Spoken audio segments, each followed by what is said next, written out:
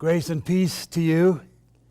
Warm greetings at this memorial service. Sobering but ultimately encouraging event where we remember especially the departed, and we look for hope. Thank you to Harvard University for making this possible through technology because of the COVID virus. Special thanks once again go to Debbie Bornheimer. Thanks to Ralph Valentine, thanks to Vivian and so many others who worked so hard to make this possible. And so welcome to this service, and let's get started. A reading, Harvard 55th Reunion Memorial Service. This reading about cultural pessimism is from Marilyn Robinson's collection of essays entitled The Giveness of Things. Cultural pessimism is always fashionable, and since we are human, there are always grounds for it. It has the negative consequence of depressing the level of aspiration, the sense of the possible. And from time to time, it has the extremely negative consequence of encouraging a kind of somber panic, a collective dream state in which recourse to terrible remedies is inspired by delusions of mortal threat. If there is anything in life of any culture or period that gives good grounds for alarm, it is the rise of cultural pluralism, pessimism, whose major passion is bitter hostility towards many or most of the people within the very culture the pessimists always feel they are intent on rescuing. When panic on one side is creating alarm on the other, it is easy to forget that there are always as good grounds for optimism as for pessimism. Exactly the same grounds, in fact. That is because we are human. We still have every potential for good we have ever had, and the same presumptive claim to respect, our own respect and one another's. We are still creatures of singular interest and value, agile of soul as we have always been and as we will continue to be, even despite our errors and depredations for as long as we abide on earth. To value one another is our greatest safety, and to indulge in fear and contempt, our greatest error.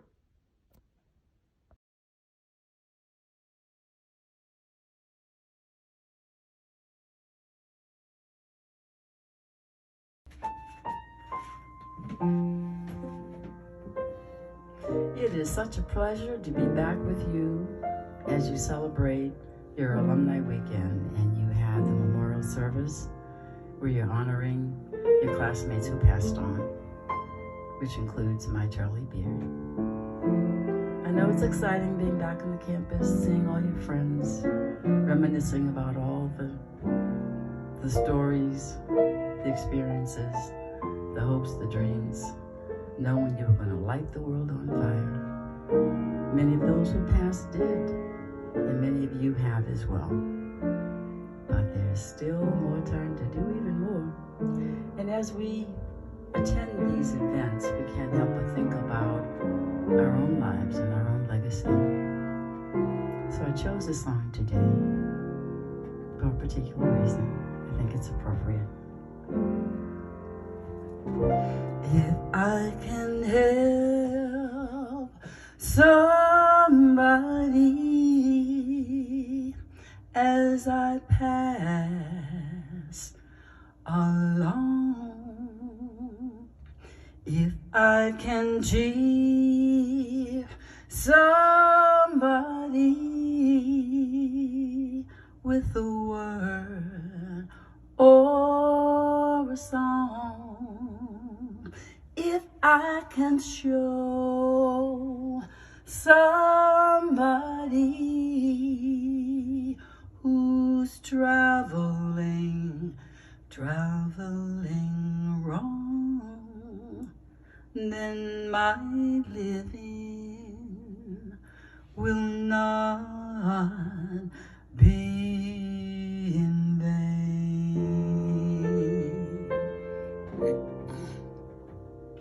If I can help somebody as I pass along, if I can cheer somebody with a word or a song, if I can show somebody who's traveling wrong, then my living shall not be in vain.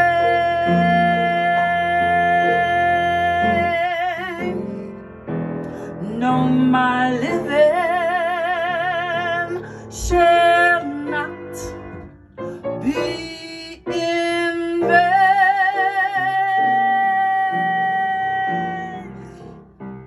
My living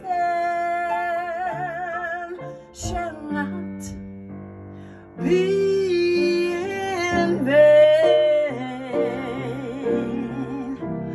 If I can help somebody as I pass along, then my living shall not be in vain.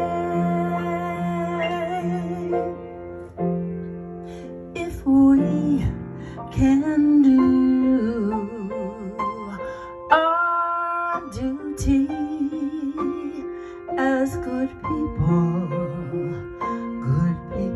are, if we can bring back beauty to a world that's destroyed,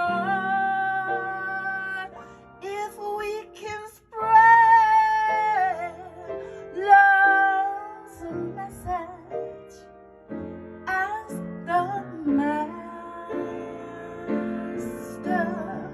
taught, then our living shall not be in vain. No, our living shall not be in vain.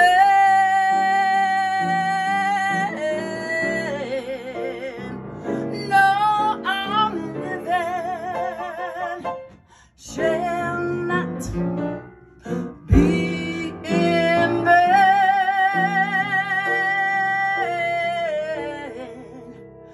If I can help somebody as I travel alone, then my living shall not be in vain.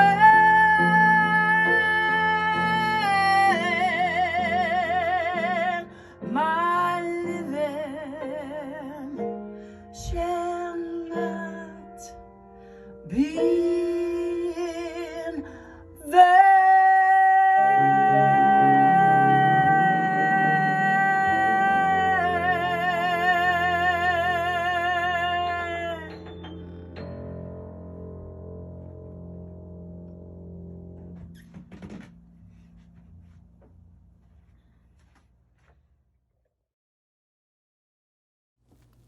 This has been, to say the least, a strange year. Here we are in our mid-70s, and we never expected to be surrounded by so much darkness, displaced persons, anger, but here we are. We have much to be grateful for, at least I do. In our lives, we've made genuine accomplishments, good friendships, enjoyed music and poetry, and we've pursued interests that have been put before us. However, if we're honest, we also have certain regrets, at least I do. People that we have hurt, people who have hurt us, objectives not fully reached, and the general sorrow of our human condition, not to say that some of us weren't afflicted physically. So we have this very mixed feeling. Is there any center? Is there any compass? Or to put it the way the French do, can we head north on a safe path? And of course, you won't be surprised to say that we can, and it is in the love of God. There's no better meditation on God's love than Psalm 121. It's both a traveler's song and a soldier's hymn. It begins with these well-known words, I lift up my eyes to the hills, from whence does my help come? My help comes from the Lord, who made heaven and earth. Now, there's no doubt that the hills that the poet saw were the hills of Jerusalem. May have been those lovely hills behind it, or the very one on which the city was built. And as they traveled, this is called a psalm of ascents, marching towards Jerusalem, they knew that they could meet God there because God had specially revealed himself in the temple.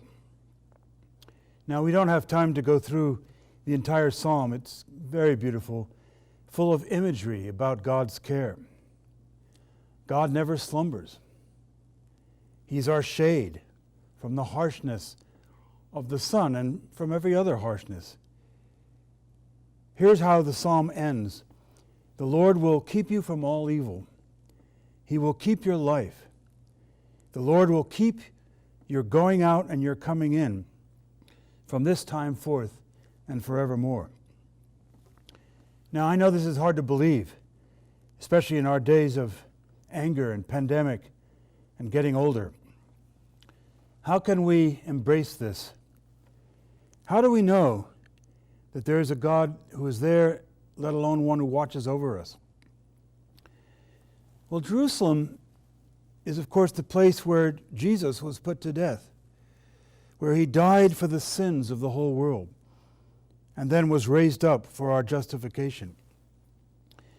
Put in the largest terms, it's the place where victory was assured, at least in an inaugural way, against every threat, against every evil, against all brokenness. Now, this is the interesting part. When Jesus was raised and he appeared for 40 days, he did not appear as a phantom.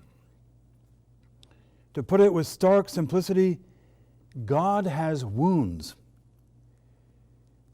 Wound is from the Latin vulnus, vulnerable. God made himself vulnerable in his love. Unlike the Gnostic otherness of popular religion, God came down and shared our suffering. In a very thoughtful editorial, Peter Boehner asks, why does Jesus still have wounds? And he argues, that healing doesn't mean eradication, it means reconfiguring. One of my favorite artists, the abstract expressionist Makoto Fujimura, reflects on the marvelous Japanese tradition of kintsugi. Kintsugi is the art of repairing broken pottery with lacquer dusted with gold. A kintsugi master will take the broken work and create a restored piece that makes the broken part even more visually sophisticated. According to Fujimura, no two works done with such mastery will look the same or break the same way. It's built on the idea that in embracing flaws and imperfections, you can create a more beautiful and more valuable piece of art. Now, applying this concept to religion, Fujimura makes this point.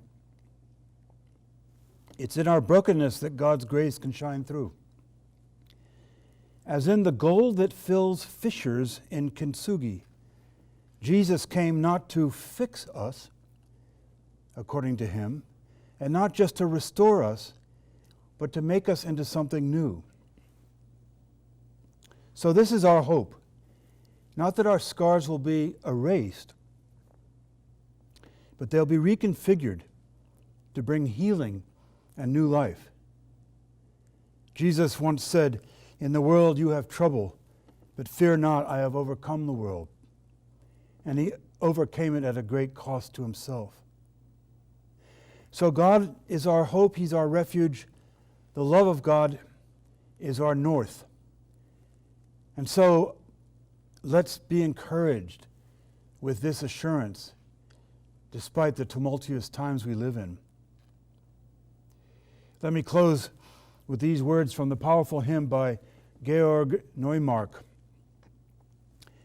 If thou but suffer God to guide thee, and hope in him through all thy ways, he'll give the strength, whatever betide thee, and bear thee through the evil days.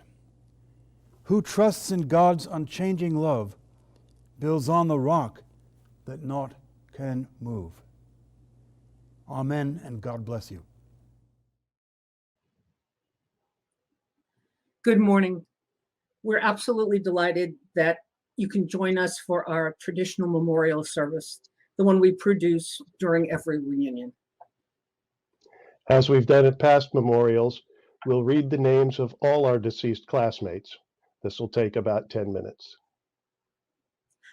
F. John Adams, Jr., Mitchell L. Adams, David D. Alger, Diana W. Allen, William H. Allen, Jr., Gordon M. Alpert, Howard L. Alt, Jane F. Amsler, Carl W. Anderson, Edward W. Argy, Enid Asher Lang, Elias Attree, Joseph S. Agushiak, Robert C. Elmer, W. Timothy Bates, Joel C. Balsam, Stephen R. Barkin, John W. Barnett, John L. Barr III, John E. Bassett, Ernst F. Bauman, Charles J. Beard II, Alfred S. Beebe, Robert J. Beebe, Louis D. Beer, David A. Benfield, Elizabeth Benjamin de Vaupoulliere, Susie Bernstein Goldman, Merida H. Blanco, Peter C. Block, Joderick C. Bookout, Helen Bogomil Sloanaker, George W. Brandenburg, Charles A. Braun, Alan L. Brown, Blanche Bruner Marshall, William D. Buckingham, Roger G. Burkholder, Joseph R. Burns, Langdon G. Burwell, N. Branson Call, Douglas M. Cameron, Kathleen Campbell Papadopoulos, Seth A. Carlin, Irwin K. Carson, Louis E. Selinari, Robert F. Surtza, Bruce M. Chapin, Robert S. Chapman, Gary E. Chase. Robert F. Chatfield Taylor, Cameron Clark, Lyman Clark, William J. Clark, Jeffrey B. Cobb. Gene D. Cohen, Ellerby P. Cole, Francis X. Cole, Edward L. Collier, Charles E. Conrad. Peter W. Coogan, Hamilton F. Corbett II, Robert B. Cohen, Donald E. Crown, Thomas G. Curtin. Peter C. Davis, Jr., George M. C. Dole, Maria Christina Drew Schubert, M. Dickey Drysdale, Roger M. Dunwell. Bonnie Eaton Brown, Robert G. Egan II, Samuel E. Elmore III, Hugh L. Ellsbury Jr., Nancy D. Elson-Peter Conrad. Donald R. Epstein, David Esterly, Stephen F. Fields, Peter A. Fine, Michael A. Flaxman. Joseph F. Flynn Jr., Caleb Foote V, Joseph E. Fortenberry, Bruce Fowler, John A. Fox Jr., Richard B. Fuchs, Bradford G. Garcia, Charles A. Gates, Charles E. Gaughan, Richard George. Stuart A. George, Mary Gibson LaRoche, Michael A. Gibson, Susan Ginsburg Haddon, David E. Goldberg.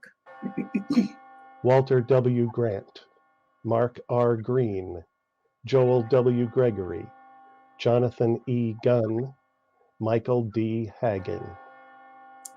Robert T. Harrington, Richard G. Harris, Ellen G. Hawks, Penelope Hedrick Schaefer, Susan R.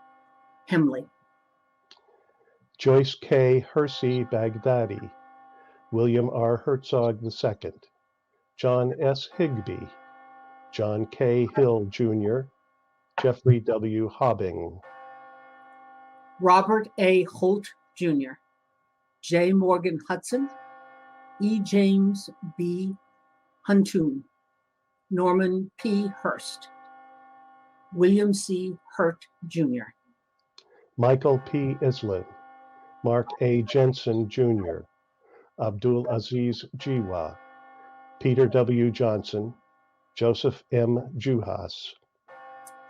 Donald R. Kaplan, Martha Kaplan Whitney, Roger J. Kaufman, Cornelius W. Keene, James M. Kempton Jr., James H. Kettner, Richard N. Kimmel, Eric K. Klausman III, Richard L. Klein, Alzada Jean Knickerbocker. Wilbur R. Knorr Jr., David S. Cruz, Dennis S. Krasinski, William C. Lance, C. Kevin Landry, Robert A. Landsman, Don S. Lapidus, Rebecca E. Laughlin, James L. Leader, T. Burke Leahy. Robin D. Leland, John M. Levin, Connie Lewis Lamont, John J. Lewis, Stephanie R. Lewis, Sarah Libby Eisenstein, Michael H. Lichtenstein, Sidney Lieberman, Virginia Leeson Brereton, Alan R. Liebgott. Alan R. Lomberg, John D. Lauren, Anthony M. Lynch, John S. Lyons, Pamela Mabry Tate, Robert J. Maciel, Clarence H. Mackey Jr., Ronald R. B. McLennan, Patricia T. Major, Algerdus B. Makaitis. Barbara Malincrot Osborne, Jane Mansfield Holt, Barry M. Massey, Timothy S. Mayer, Susan McAllister Swap. John H. McCloskey, Amanda McDonald Woods, John G. McDonald Jr., Owen L. McGowan, Patrick J. McGowan. Tom C. McKenna, David McKeon, Kevin C. McMahon, C. Douglas Mercer II, Robert R. Meredith, Anne Mihelich Knight, Karen Ann Monson, Martha Montgomery Gordon, LeBaron C. Mosby Jr., Paul J. Mundy. David A. Napier, Elizabeth Newmark Turner, William W. Newsom III, Ida Jean Newton Lee, R. Terrence Ney. Edward G. Niblock, Pietro S. Nivola, William T. O'Day, Thomas J. Orovets, Francis J. O'Toole. Russell S. Page III, Maxine Paisner Winnig, Paul R. Parker, William H. Payne III, Glenn J. Percy. H. Lynn Phillips, Howard Pitt, Robert F. Pollock Jr., Robert W. Porter, John H. Pratt Jr., Joseph O. Proctor Jr., Tony Randall Rosenberg, Stuart W. Ray, Samuel A. Ray Jr., Bruce B. Renshaw, Marion D. Richards Jr., John M. Richardson, Charles A. Reardon, John W. Roper, Garrett D. Rosenblatt. Valerie Ruff, Mark E. Rubenstein, Edward M. Savoy, A. Henry Schilling, Peter B. Schwab.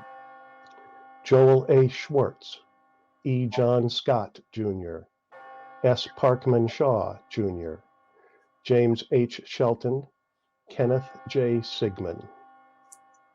Ira D. Silverman, Michael Silverman, Joseph E. Smith, Roger S. Smith, Gerald A. Spector.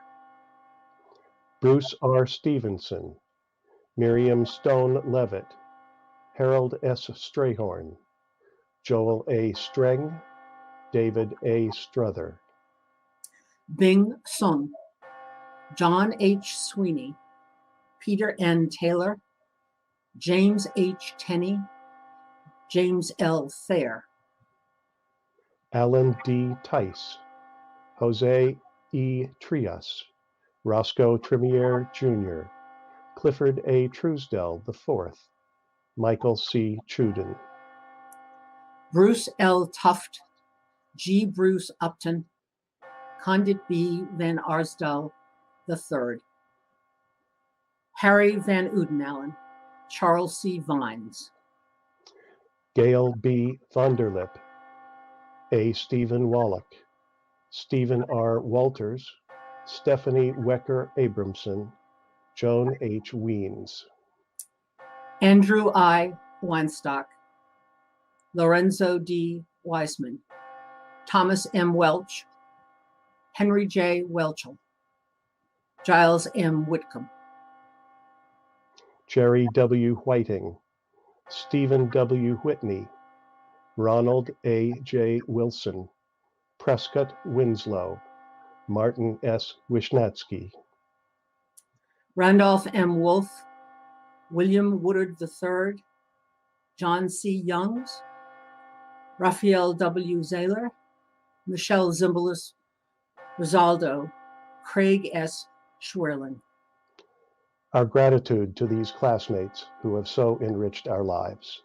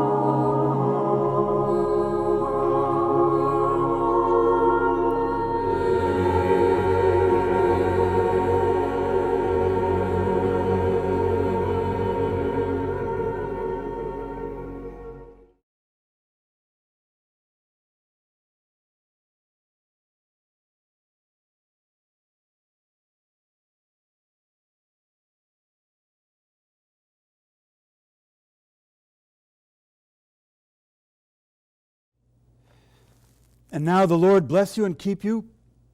The Lord make his face to shine upon you and be gracious unto you. The Lord lift up his countenance upon you and give you peace. Amen and farewell.